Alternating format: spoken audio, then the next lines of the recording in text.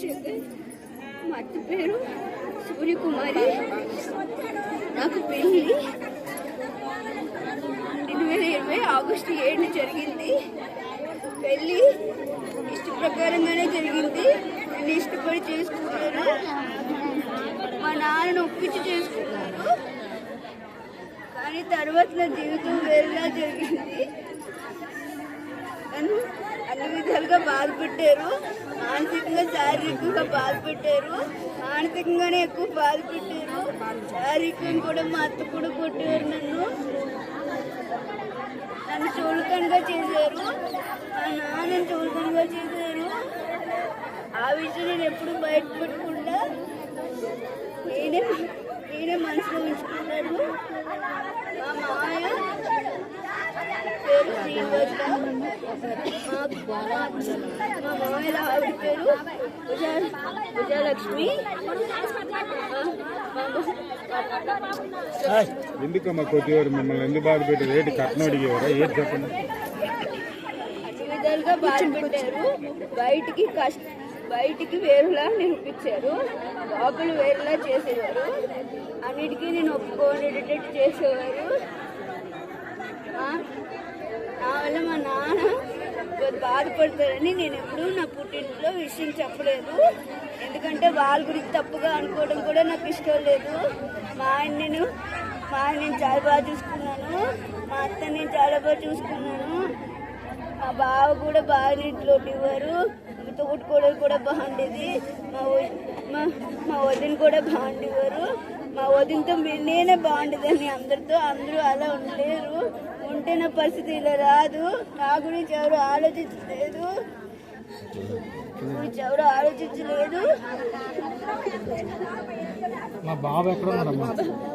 నాకు బాబు 2021న పుట్టాడు. జూన్ 1 అభినవ్ నాయుడు.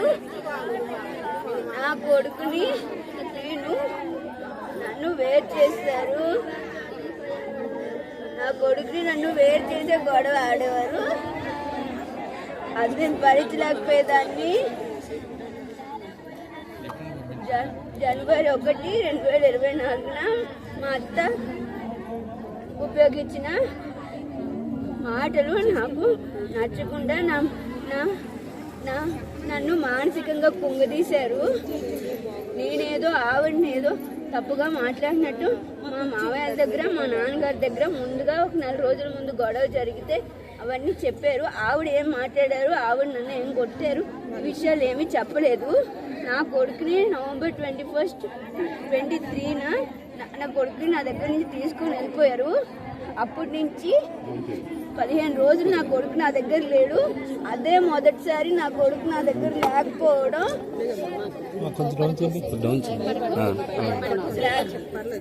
మొదటిసారి నా కొడుకు నా దగ్గర లేడు. అప్పుడు మా మామయ్య, మా అమ్మమ్మ, ఆవిడ, మా అత్తగారు కూడా మాకు చాలా, మా మామయ్య, మా తాతయ్య, మా అమ్మకి మేనత్త కూతురు. నవంబర్ ఇప్పుడు బాబుని ఎందుకు తీసుకురావట్లేదమ్మా? బాబుని ఇక్కడ తీసుకురామని అడుగుతున్నారట కదా. ఎందుకో తెలియటం లేదు. ఎందుకు దూరం చేస్తారో తెలియటం లేదు. ఎందుకు అంత పాంతం కలుతున్నారో తెలియట్లేదు. తల్లి ప్రేమని, బిడ్డ ప్రేమని ఎందుకు వేరు చేయాలని కంకణం కట్టుకున్నారో తెలియట్లేదు. అది మా నాన్న నాకు ధైర్యం చెప్పి నన్ను బయట తీసుకొని రావాలని అనుకున్నారు. కానీ నవంబర్ 24, జనవరి 1న నేను మా ఆయన యూజ్ చేసిన పిలిచి నేను వేసుకున్నాను.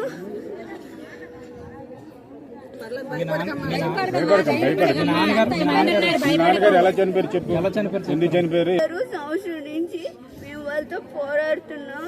మా నాన్నగారిని సూసైడ్ చేసుకున్నప్పుడు కూడా మేమందరం మాట్లాడుకుందాంలే, వాళ్ళని ఎందుకు బయటపడి, ఎందుకంటే నేను ఏ విషయం ఇంట్లో ఎప్పుడు చెప్పలేదు. తప్పంతా నా మీద తోసుకుంటుందండి. ఏమైనా మాట్లాడితే మళ్ళీ వెళ్ళి కలవాలి కదా. మా అత్త, నేను, మా ఆయన, అందరితో, మా ఇంట్లో అందరితో నేను బాగుండాలి కదా. ఒక రోజులో అయిపోదు కదా. ఆయన చెప్తే ఏముంది, అలాగే చెప్పిందండి. తర్వాత మా మామయ్య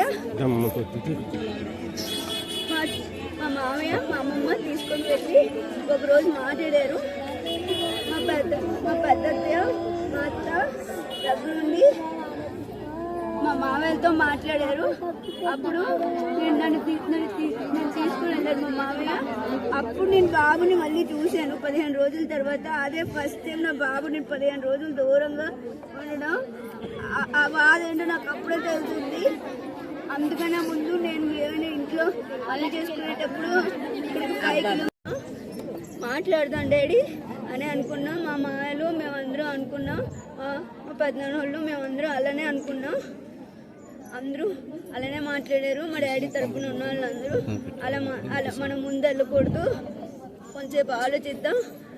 మేము ఇలా ఆలోచించినా అది వాళ్ళకి చులకనగా కనిపించినట్టు ఉంది. తర్వాత 4-5 మంత్స్ నా దగ్గరికి మా ఆయన రాలేదు. తర్వాత నా కొడుకు మాత్రం 2 days 4 days నా దగ్గర ఉంటే ఒక 5-6-7 days 8 days అక్కడ ఉండేవాడు. ఎప్పుడు నేను నా బాబుని కావాలన్నా చాలా పెద్ద ప్రాసెస్ అది. నేను బతిమలాడుకోవాలి, ఎప్పుడు నా కొడుకు నా కోసం కావాలి అని చెప్పుకోవడం అదో రకమైన బెదిరించారు నన్ను. ఇలాగే మానసికంగా శారీరకంగా మానసికంగానే చేసేటప్పుడు మా మామయ్య దిగబెట్టేవాడు. మా మామయ్య తీసుకుని వచ్చేవాడు. మా మామయ్య తీసుకుని వచ్చేవాడు. మేము సూసైడ్ చేసుకునేటప్పుడు కంప్లైంట్ ఇవ్వలేదు. దిశ పోలీస్ స్టేషన్ కూడా కంప్లైంట్. ఈ ఇయర్ లో 5th month లో మా ఆయన మా ఇంటికి వచ్చి గొడవ చేశాడు బాబుని తీసుకుని వెళ్దామని. అంటే అప్పుడు నా దగ్గరికి వచ్చాడు. వచ్చి 2 days అవుతుంది. అది కూడా ఎందుకు వచ్చాడు అని అంటే మామయ్య చెప్పారు, బాబుకి బాగాలేదమ్మా వాళ్ళు పంపిస్తాను అంటున్నారు, మోషన్స్ అంట. అంటే ఆ మాయ తీసుకుని వచ్చి అని అంటే నేను తీసుకుని వచ్చేయడానికేనమ్మా నేను వెళ్తున్నాను, వాళ్ళు ఇబ్బంది పడతారు కదా అని అన్నారు. తీసుకొని వచ్చిన తర్వాత బాబుని 4-5 days నేను మా తమ్ముడు ఉమ్ని ఆర్కేకి తీసుకొని వెళ్ళి ట్రీట్మెంట్ తీసుకున్నాం. తర్వాత బాగున్నాడు. తర్వాత 5th day వాళ్ళు బాబుని అడిగారు. మామయ్య చెప్పారు నాకు, అమ్మ బాబుని అడుగుతున్నారు అని. అప్పుడు నేను మామయ్య చెప్పాను, మామయ్య ఫీవర్ ఉంది, ఇంకా చికెన్ పాక్స్లా వస్తున్నాయి, 2 వచ్చాయి చూడు మామయ్య అన్నాను. అప్పుడు మామయ్య చూసి అవునమ్మా వద్దు, చిన్నపిల్లలు ఉన్నారు కదా బావాళ్ళ పిల్లలు అని చెప్పారు. నేను అలా అనుకున్నాను, మామయ్య కూడా అలానే చెప్పారు. మామయ్య అప్పుడేమో వద్దు అని ఫోన్ చేశారు, పిల్లడికి ఇలా ఉంది అని అన్న. వాళ్ళు వినిపించుకోకుండా డ్రైవర్ని పంపించి డ్రైవర్తో కూడా నేను నీట్గానే మాట్లాడాను.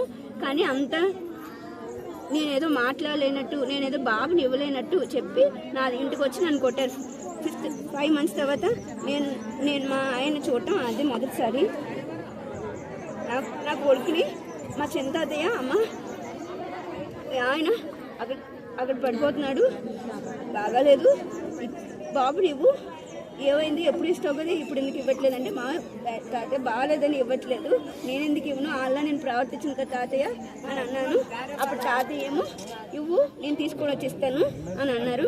మా ఆమె కూడా అలానే అన్నారు వాళ్ళ కొడుకే. అంటే అప్పుడు ఇచ్చాను బాబుని. June 24th ఇచ్చాను నేను బాబుని. ఇప్పటికీ నా దగ్గరికి బాబు రాలేదు.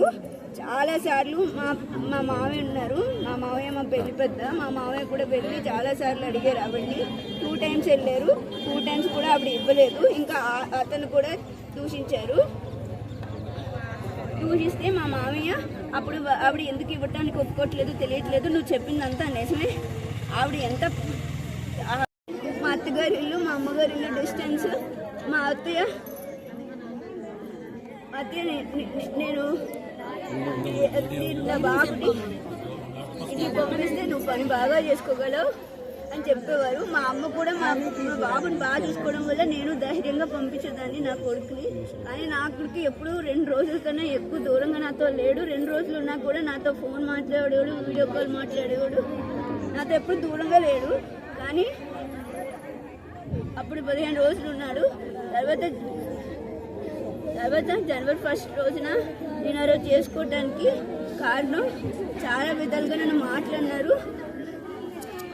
అన్న తర్వాత నా కొడుకునే అక్కడ అడ్డంగా పెట్టారు. నువ్వు ఇప్పుడు ఇంటికి వెళ్ళిపోతే మాత్రం నువ్వు ఇంటికి వెళ్ళిపో, కానీ నీ కొడుకు నీ దగ్గరికి రాను అని బెదిరించారు. అప్పుడు అంతకన్నా ముందు మా నాన్నగారికి పూర్తిగా ఏ విషయంలో 4-5 times గొడవలు జరిగినా మా నాన్నగారికి తెలియకుండా మా మామయ్యలు నాకు సర్ది చెప్పి పంపించేసేవారు. అప్పుడు మా నాన్నకి తెలిస్తే మా నాన్న నాకు ఏమైనా జరిగితే మా నాన్న తక్కువ చెప్పేవాళ్ళం కాదు. ఎప్పుడు ఏం చెప్పలేదు. ఇప్పుడు పెద్దలు మాట్లాడారమ్మా ఈ విషయంపై. పెద్దలు అసలు నువ్వు ఇదే బాధ భరించలేకపోయావు అని చెప్పారు. ఆ తర్వాత సెకండ్ టైము వాళ్ళు మా అత్తయ్య వాళ్ళ చెల్లెళ్ళు వాళ్ళు వచ్చి మాట్లాడినప్పుడు గొడవ చేసేసారు. సెకండ్ టైం మా ఇంట్లో గొడవ అప్పుడు జరిగింది. థర్డ్ టైం మళ్ళీ మా వచ్చి ఇంటికి మా అమ్మని, మా తమ్ముడిని, మా అమ్మమ్మని, అలాగే ఎవరైనా అడ్డుకుంటే వాళ్ళందరినీ చుట్టుపక్కల అందరినీ కొట్టారు. కొట్టినప్పుడు మేమైతే 2 times ఊరుకున్నాం. థర్డ్ టైము ఇంకా బాబు నా దగ్గర లేడు. బాబు విషయంలో మేము అప్పటికి బాధపడుతున్నాం. కానీ వీళ్ళు దౌర్జన్యం ఏంటి, దౌర్జన్యం మేము భరిస్తాము, మేము ఎంత మంచి వాళ్ళం అయితే మేము భరిస్తాము, ఏదో మంచి జరుగుతుంది అని ఎప్పటికైనా. కానీ మా అమ్మ మీరు చేసిన తప్పు, వాళ్ళు మీ అమాయకత్వాన్ని వాళ్ళు ఆశ్రగా తీసుకుంటున్నారు, అది మీకు అర్థం కావట్లేదు. మీ బాబు నాలు పట్టుకుని వెళ్ళి ఇంత దౌర్జన్యం ఏంటమ్మా, పోలీస్ స్టేషన్కి వెళ్దాము, లేకపోతే ఇంకా చాలా చూడాల్సి వస్తుంది నువ్వు అని అన్నారు. అప్పుడు నేను పోలీస్ స్టేషన్లో దిశ పోలీస్ స్టేషన్లో కేసు పెట్టడం జరిగింది. ఆ తర్వాత దిశ పోలీస్ స్టేషన్లో ఆఫీసర్స్ కూడా చాలాసార్లు నా బాబుని తీసుకొని వచ్చి నాకు అప్పగించమని చెప్పారు. నేను కోరింది అదే. తర్వాత నేను డివోర్స్ అనే పదం నేను యూజ్ చేయలేదు. వాళ్ళే నన్ను ఇలా మానసికంగా ఇబ్బంది పెట్టి నేను వాళ్ళ దగ్గరికి బాబు ఉన్నాడని వెళ్ళిపోయిన తర్వాత వాళ్ళు ఏం చేద్దాం అనుకున్నారో నాకు తెలియదు. మా నాన్న విషయంలో చాలా ఇబ్బంది పడ్డారు. చాలా మంది దగ్గరికి వెళ్ళి నేను ఇబ్బంది పడుతున్నాను బాబు విషయంలో, బాబు లేకపోతే నేను సరిగ్గా ఉండటం లేదు, చాలా బాధపడుతుంది పాప ఇలా ఉండేది కాదు, పాప ఇలా పాడైపోతుంది అని చాలా మంది దగ్గరికి వెళ్ళి అడిగారు. మా మామయ్య దగ్గరికి కూడా వెళ్ళి అడిగారు. మా పెద్దమామయ్య గారి దగ్గరికి నేను కూడా వెళ్ళాను. బాబుని పంపిస్తానని చెప్పారు ఆ రోజు, కానీ పంపించలేదు. మా మావయ్య గారు పంపిస్తారనే చెప్పారు. పంపిస్తారని అనుకున్నాను నేను కూడా.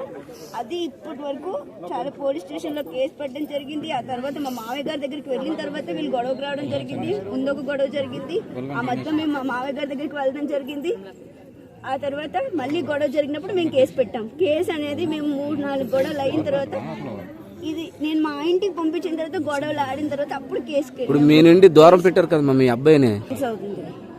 ఇప్పుడు బాబుని ఇప్పటికే తీసుకురాలేదు కదా. బాబుని అసలు June 24th ఇప్పుడు మీరు అడుగుతున్న బాబుని డిమాండ్ తీసుకురామని చెప్తున్నారు, తీసుకురావట్లేదు అంతే కదా.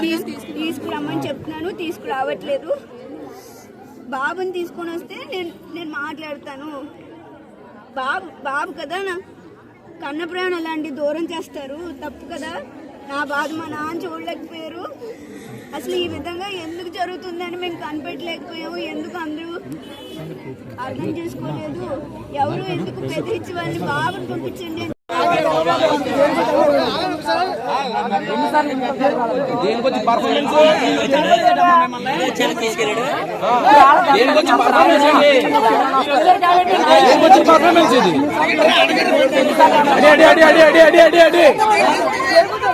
సొంతం